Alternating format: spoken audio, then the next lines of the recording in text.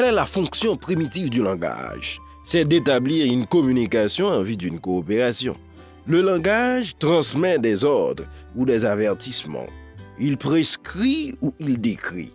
Dans le premier cas, c'est l'appel à l'action immédiate. Dans le second, c'est le signalement de la chose ou de quelqu'une de ses propriétés en vue de l'action future. Mais dans un cas comme dans l'autre, la fonction est industrielle, commerciale, militaire, toujours sociale.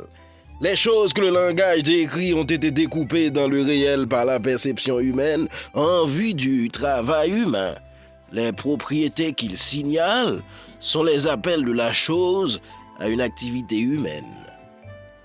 Le mot sera donc le même, comme nous le disions, quand la démarche suggérée sera la même, et notre esprit attribuera à des choses diverses la même propriété, se les représentera de la même manière, les groupera enfin sous la même idée, partout la suggestion du même parti attirée de la même action à faire suscitera le même mot.